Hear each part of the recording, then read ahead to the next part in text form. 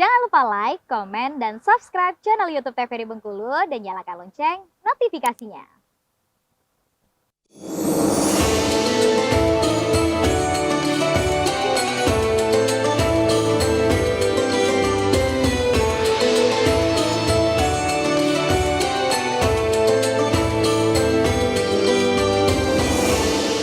Dan tema kita hari ini yaitu mengenai tujuan hidup manusia dalam Al-Quran bersama dengan ibu-ibu dari Majelis Taklim Al-Malik Sungai Ropat. Nah, tadi ada pertanyaan dari salah seorang ibu-ibu tentunya mengenai kiat-kiat bagaimana caranya agar kita tidak terlena dengan harta, dunia, dan lain sebagainya. Yang mungkin inginnya kita beribadah kepada Allah, cuman ada berbagai macam ujian agar kita tidak terlena dari Allah Subhanahu Wa Taala. Silakan Pak Ustadz. Baik. Jadi Ibu, di dalam kitab Minhajul Abidin ada disebutkan penghalang ibadah kita itu kepada Allah. Kita mau mendekat pada Allah itu ada 4. Ada 4 ya. Termasuklah disebut di dalamnya itu ad-dunya. Dunia. Masyi wallah itu disebut dunia. Selain Allah itu disebut dunia. Jadi kalau dengan bentuk dunia ini itu kadang ada yang memang betul menjauhkan kita betul dari Allah. Tapi pun kita harus sadari bahwa dunia ini bisa juga kita jadikan alat untuk kita mendekat dengan Allah. Yang melalaikan ibu misalkan dari dunia bentuknya dunia umpama misalkan yang melalaikan kita apa contohnya? Ibu sedang sibuk kerja atau bahkan anak kita apapun umpama yang menyelesaikan kita itu. Selama kalau kita niatkan itu semata kepada Allah, biasanya Bu ya, apapun kalau niatkan untuk ibadah semata-mata kepada Allah, itu biasanya menggiring kita dekat dengan Allah. Tapi niatkan semuanya kepada Allah. Maka ketika kita sholat pun ada kalimat yang senantiasa kita baca, Bu. Ya Bu, ingat Bu bacaannya Bu. Apa bacaannya Bu? Qul inna sholati wa nusuki wa mahyaya wa mamati lillahi rabbil alamin. Kan ada itu. Tiap sholat dibaca. Itu pengakuan kita loh Bu, setiap hari. Bagi seorang mukmin itu sakral itu Bu. Jadi segala sesuatu apapun bentuknya, itu semuanya harus kita niatkan untuk Allah dan karena Allah. Baru bisa jadi ibadah. Nah, lagi ibu ngitung duit aja bisa jadi ibadah tuh. Ya Bu ya. Anak ibu kini bisa jadi amal ibadah tuh Bu. Kerjaan ibu hari ini bisa jadi ibadah. Niatkan untuk ibadah. Nah, supaya tidak tinggal sholat. Ya, berarti ada yang prioritas loh. Kalau sudah tibanya untuk kepada Allah, ya udah kita pintar-pintar membagi waktu. Mana untuk Allah, mana yang memang untuk dunia, mana untuk dunia. Waktu ini harus kita bagi. Manajemen waktu gitu. Kalau dalam sholat ibaratnya kita sudah dibimbing, dibina bagaimana memanage waktu dengan baik. Dari sholat itu kita bisa manajemen waktu dengan baik. Maka kadang-kadang kita tak bisa membedakan mana urusan ibadah, mana urusan campur gitu. Harus dibedakan, mestinya harus dibedakan. Supaya jangan sampai ada yang melalaikan kita dari Allah. Ada tadi dunia namanya, ada makhluk. Makhluk ini melalaikan menjauhkan kita dari Allah itu pasti Bu. Makhluk. Kemudian ada namanya syaitan. Syaitan jelas menggoda. Kapan setan tidak mampu menggoda ibu? Itu ketika kita ibadah murni kepada Allah. Tulus, ikhlas, kita persembahkan ibadah itu kepada Allah. Ketika itu setan lari. Nah, itu Bu ya. Maka katanya iman yazidu wa yankus. Iman kita manusia ini bertambah berkurang. Kapan dia bertambah? Ketika ketaatan kita itu meningkat. Ketika ketaatan kita benar-benar kita jaga, kita pelihara kehusukannya, keikhlasannya semata-mata karena Allah. Nah itu naik tuh iman tuh Bu. Kapan dia turun? Nah ketika kita meninggalkan itu. Ibadah tapi tak ikhlas, ibadah disertai ujub, riya, takbur dan sebagainya. Ya sudah itu turun iman kita. Sudah itu ketika itu setan dengan mudahnya dia menggiring kita untuk terjerumus, hancur kita. Maka dengan apapun semestinya memang harus kita pilih mana prioritas kita itu. Utama harus kita bedakan. Urusan dunia mana kita, urusan Allah ibadah pada Allah mana kita. Itu Bu kira-kira. Oke. Kalau memang masih kurang jelas nanti boleh ditanya lagi kira-kiranya. Iya. Ya, Baik, itu, mungkin Bu, ya. mungkin seperti ini Pak Ustadz kan, mungkin dengan terlenanya kira-kira untuk kebutuhan sehari-hari itu memang terpenting sekali. Tapi pada saat ingin ada pengajian, kita abaikan dulu pengajiannya, kita kejar dulu yang namanya dunia. Itu seperti apa Pak Ustadz? Milih yang mana kita? Apa milih pengajian dulu? Apa kita milih pekerjaan dulu yang harus kita kerjakan? Mungkin seperti itu ya Bu ya. Nah gitu Pak Ustadz. Jadi kan gini Bu, kalau bisa dua-duanya kan bisa kita ambil. Tapi ada yang prioritas kok, kita harus bisa memilih loh Bu. Di antara dua pilihan harus, di antara kalau ada memilih berarti memilih toh. Iya. Kalau ada pilihan kan harus memilih Bu. Nah, tapi kalau tak bisa dipilih macam mana? Dua-duanya jalankan tuh Bu. Ini dapat, dua-duanya dapat. Usahakan dapat dua-duanya. Tapi kalau seandainya ini tidak apa-apa ditinggalkan, tidak umpamanya tadi masalah urusan apa tadi umpama? Misalnya ada rezeki yang mau Rezeki tadi. dikasih pekerjaan. Rezeki Kita pekerjaan sedang- tadi. sedang Pekerjaan sholat. tadi. Biasanya kan kalau sholat itu disambung dengan ngaji gitu. Iya betul. Kemudian pas mau ngaji itu adalah gangguan gitu. Jadi akhirnya tutup lagi Al-Qur'annya udah nanti dulu gitu. Tapi yang penting sholatnya sudah gitu. Iya gitu. Itu kira-kira. Mudaratnya kira-kira bagaimana? Kalau seandainya fatal, kira-kira itulah satu-satunya untuk kehidupan dunia ibu. Kalau sholat tadi kan ngaji tadi, misalkan ngaji tadi bukanlah masih ya, ibu tadi sempat ngaji kan? Umpamanya ada tadi apa namanya tadi duit apa segala macam kerjaan lah segala macam itu ya bentuknya kan dunia tuh banyak. Kalau tadi amal ibadah tadi Bu, mana lebih utama? Kalau seandainya itu tidak menjadi mudarat untuk kehidupan ibu ya udah tinggal. Kalau ngaji tadi kan bukan kewajiban lah, amal ibadah sunnah. Tapi kalau ibu dalam keadaan sholat, ibu putuskan gara-gara urusan dunia, berhenti ibu sholat, itu kan wajib Bu. Beda ketika sifatnya mengaji Quran tadi, membaca lagi tilawah Al-Quran, lebih mengaji nih ibu. Ada sesuatu hal yang mengganggu urusan dunia, tidak apa berhenti sejenak gitu loh. Hentikan dulu, nanti sambung lagi kan itu masih bisa. Biasanya kadang besoknya baru nyambung. Itu yang susah. Itu gawat itu maksudnya. Atau mungkin tahun depan gitu nyambung. Jangan sampai ya. Jadi intinya kekuatan iman kita lah yang Kekuatan ini ya, iman Pak kita. Ustadz, ya. Jadi kembali ke kita lah Bu ya. Baik, kembali mungkin ada lagi yang mau bertanya, silakan untuk ibu-ibu dari Majelis Taklim Al-Malik Sungai Ropat tentang tujuan tema hidup manusia dalam Al-Quran. Silahkan. Ada lagi atau dari ini bapak-bapak yang di depan mungkin?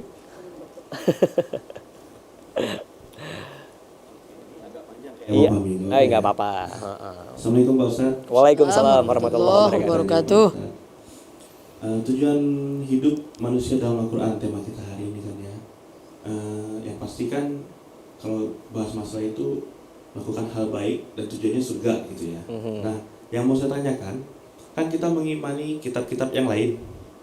Apakah hanya di Al-Quran saja yang tujuan hidupnya itu kalau mau masuk surga ya udah ikutin aja gitu Al-Quran gitu. Apakah kitab-kitab lain itu nggak mengajarkan seperti itu atau gimana Pak Ustadz? Baik. Oke, baik. Terima kasih Pak Ustadz. Terima kasih untuk Bapak yang di depan tentunya dengan pertanyaannya. Silakan Pak Ustadz mengenai mungkin ini mengenai kitab suci yang lain. Itu mengajarkan juga tidak sih dengan tujuan hidup manusia dalam Al-Quran ini sendiri seperti itu. Apakah sama tujuannya atau tidak Pak? Durasi berapa menit? Ada? Masih ada, masih panjang Ya, Pak. baik. Silakan.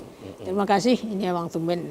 Alhamdulillah sudah. Ini berkenan untuk bertanya ini. Jadi setiap kitab itu, apapun agamanya, tentu mengajarkan hal itu. Tapi bila kita di Islam, kita Islam kan. Kalau di Islam, ya jelas ininya.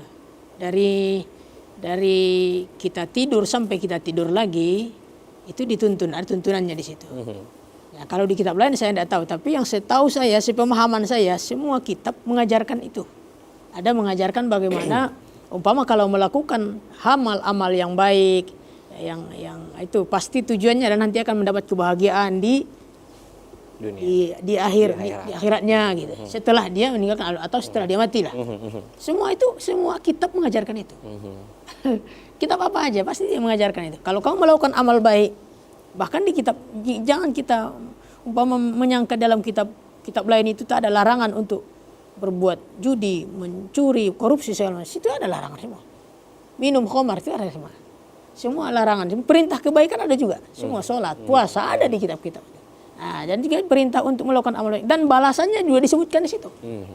Dalam kitab-kitab orang ini, semua kitab disampaikan. Ya, disampaikan semua.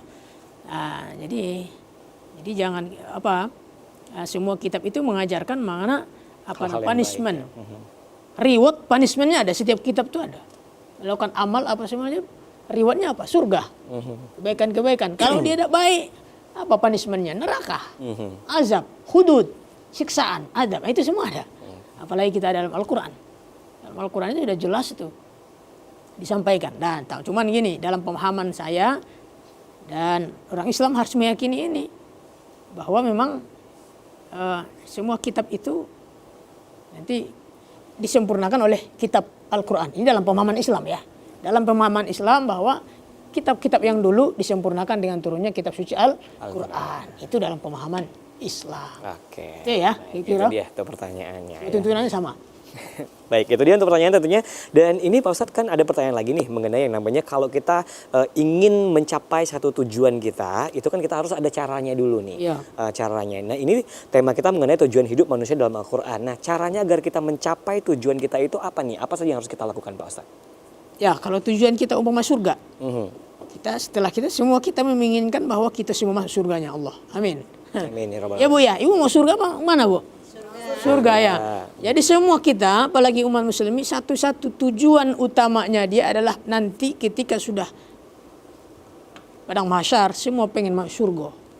Masuk surga bersama Nabi Muhammad Sallallahu Alaihi Wasallam. Kalau mau ke surga itu tentunya tidak mudah. Onak duri, butuh penuh dengan tanjakan, bukit, lereng, apa segala macam itu kita harus hadapi dalam kehidupan ini. Maka dunia ini bagi seorang kita muslim mukmin itu dunia sijinul mukminin, penjara bagi orang mukmin dunia ini. Penjara Bu. Kenapa dibilang penjara? Karena banyak sekali hal-hal yang menurut kita enak, bagus dalam pikiran kita, enak dalam pandangan syahwat nafsu kita, tetapi dilarang dalam ajaran Islam. Rumit itu urusannya Bu. Nah, sementara apa yang apa namanya itu, yang enak-enak tuh dilarang, dia jelas itu. Kita pengen tapi dilarang gitu. Padahal itu modalnya besar tuh Bu. Yang dilarang dalam Islam itu modal biayanya besar sekali Bu. Sementara yang gratis terkadang kita abai, enggan. Sementara itu yang nilainya surga. Itu yang ada. Nah, itulah satu-satunya adalah apapun yang menjadi tadi kurikulumnya apa? Kalau dalam Islam, nah itu rukun Islam itulah. Ikuti rukun Islam. Salat, puasa, haji bagi yang mampu, terus dilaksanakan aja semua itu. Itu kurikulumnya bagi kita orang Islam. Dan itu disebutkan dalam kitab suci Al-Quran. Dalam sunnah-sunnah Rasul SAW. Iman, kalau urusan iman dulu kepada Allah. Bagaimana caranya? Iman kepada Allah, percaya kepada Allah. Percaya pada Allah berarti yakin dengan adanya apa? Adanya surganya Allah, adanya nerakanya Allah, adanya hukuman Allah, adanya ininya, adanya itu segala macam. Itu masalah iman. Percaya pada malaikat, percaya pada kitab, percaya pada Rasul. Itu. Jadi yang jelas itu adalah merupakan bagian dari kurikulum yang harus kita ikuti. Dan semuanya ada dalam kitab suci Al-Quran. Dibaca, bila mampu ditadabburi kitab suci Al-Quran itu, karena di itu pegangan kita. Nah itu satu-satunya yang akan insya Allah bisa menyelamatkan dan teramkan kita, baik dunia kita ataupun akhirat kita. Oke, Itu aja modalnya. Modal kita untuk mencapai tujuan hidup tujuan, ya, karena tujuan hakikinya itu walal akhiratu khairul laka minal ula. Akhirat itu lebih utama. Lebih utama. Ya. Tapi kebanyakan terlena lagi tentunya Pak Ustadz. Terlena lagi, karena lupa tujuan tadi. Tujuan utama kita tuh. Dunia bukan tujuan, dia adalah alat. Tujuan utamanya apa tadi? Walal akhiratu khairul laka minal ula. Itu yang lebih utama. Itu yang lebih prioritas akhiratnya. Oke, baik. Ada lagi untuk yang bertanya silakan dari ibu-ibu Majelis Taklim Al-Malik Sungai Rupat. Silahkan Ibu pertanyaannya. Ayo tentang tujuan hidup manusia dalam Al-Quran ini mungkin silakan. Di luar tema boleh silakan, nggak apa-apa. Nanti akan dijawab sama Pak Ustadz. Assalamualaikum warahmatullahi wabarakatuh. Waalaikumsalam warahmatullahi wabarakatuh. Nama saya Ida Koni. Gini Pak Ustadz, menghindari orang yang sering gibah. Menghindari orang yang sering gibah. Oke, Ibu sendiri suka gibah? Senyum ya.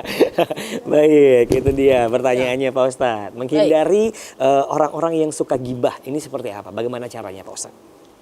Ya sudah, pertama kita juga melatih lisan kita untuk tidak menggibah. Kalau kita masih gibah berarti nak menghindar dari orang itu susah. Kita apa namanya? Tidak suka dengan penggibah, tapi kita masih biasa gibah. Ya kan gitu. Afatul lisan, bahaya lidah, tidak tak bertulang katanya gitu. Jadi kita belajar juga menghindari, menjaga latihan untuk apa? Menjaga lidah supaya tak menggibah. Gibah itu sendiri kan mengumpat, gosip, Bu. Itu bahasa keren gini, gosip. Iya. Gibah. Bukan bibah, nama tetangga ibu. Gibah. Ada satu lagi, namimah. Namimah itu gadu domba. Gadu domba, Bu, Tapi ya. bagus tuh namimah, Pak Ustadz. Namimah, iya bukan. Jangan pula nama anak itu pula nama namimah pula. Bukan nama, keren nama anaknya namimah. Ya. Jadi itu mengadu domba, Bu. Inilah gibah tadi itu, dia adalah pemberian gosip orang. Anu tadi. Ya, hobi membicarakan aibnya orang lain. Padahal kita dilarang itu, Bu. Dalam Islam dilarang. Maka kita ketika membaca Rabbighfirli warhamni wajburni. Makna wajburni, apa arti wajburni? Wajburni adalah tutup aibku. Nah, ibu selalu bilang tutup aibku, tapi aib orang ibu buka. Gimana gitu? Nanti kalau kita pengen aib kita ditutup, maka tutuplah aib saudara kita. Oke, insya Allah aib kita ditutup Allah di padang mahsyar. Saya begini nih bisa begini, Bu. Ngomong macam ini sama kayak dengan Bang Fahmi. Bisa begini ngomong yang baik-baik, masih bisa berjalan, masih bisa tersenyum karena Allah belum buka. Mungkin aib saya banyak juga. Maka itu dilarang juga, kita itu merasa paling benar, paling top, paling soleh, paling pintar, dilarang. Sementara mungkin aib kita banyak juga, kekurangan kita banyak. Maka yang paling pandai itu, yang paling mantap itu, Bu, adalah kalau ada pepatah itu kan gajah di apa namanya? Gajah Semut di seberang lautan nampak jelasnya, terangnya nampak. Jadi di depan matanya gajah. Apa maksudnya, Ibu? Kekurangan orang itu Kelihatan. kecil, itu nampaknya dicari-cari. Bahkan dia ini, tapi di kekurangan sendiri dia lupa. Iya, betul. Carilah kekurangan sendiri, jangan sibuk mikirin aib Orang lain. Gibahi orang gitu. Oke, baik Pak Ustadz. Itu ya. kira-kira. Nah itu dia tentunya untuk jawabannya Ibu. Nanti kita akan lanjutkan kembali setelah jeda berikut. Tetap bersama kami di Metro Kolbu TVRI Bengkulu.